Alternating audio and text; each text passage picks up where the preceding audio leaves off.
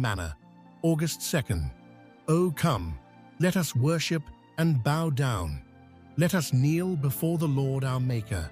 Psalm 95:6. Our judgment is that it is impossible for any Christian to maintain a proper, consistent walk in life and to build up such a character and faith structure as are represented by the apostle, as composed of gold, silver, and precious stones, without prayer. More than this, without regularity in prayer, we would almost be inclined to say, without kneeling in prayer, and we believe that the experiences and testimonies of the truest and best of the Lord's people who have ever lived will corroborate this.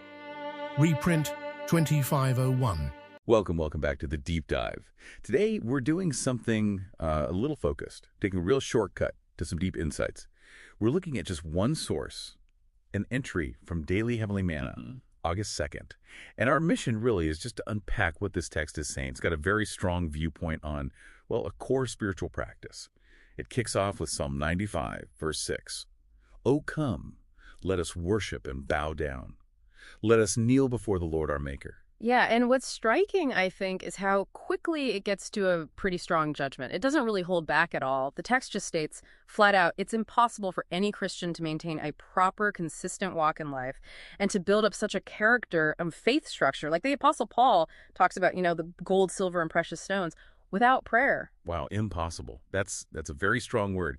So for you listening, you might think, okay, prayer is important, but impossible. Exactly. It frames prayer not just as helpful, but as absolutely essential for that kind of quality spiritual life. And that imagery, gold, silver, precious stones, that's Paul in 1 Corinthians, right?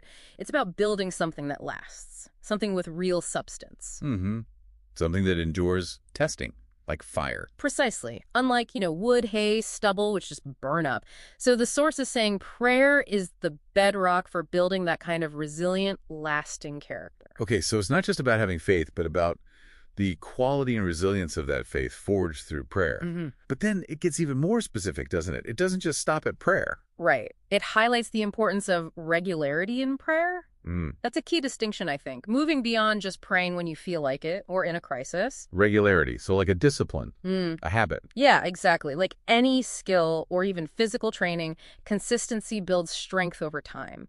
It suggests that deep spiritual character isn't formed in occasional bursts, but through steady, regular communion, like tending a garden daily. Makes sense.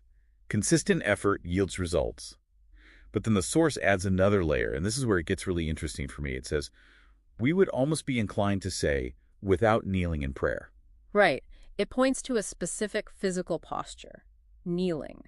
That moves it beyond just an internal state of mind. So why kneeling? What's the significance there, do you think?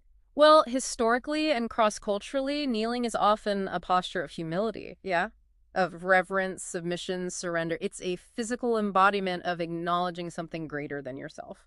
So the text is suggesting that the physical act itself reinforces the spiritual attitude, that body and spirit work together here. It seems to imply that, yes, that maybe the physical act helps deepen the focus, the sense of submission. It's a very kind of holistic view of prayer. Okay, so we have building lasting character, the gold, silver, precious stones kind, is impossible without prayer.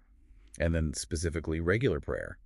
And it strongly suggests maybe even kneeling in prayer. That's quite a chain of assertions. It is. And then it makes this final, really bold claim to back it all up. It says, we believe that the experiences and testimonies of the truest and best of the Lord's people who have ever lived will corroborate this. Wow. Okay, so it's not just presenting an idea. It's claiming historical experiential proof.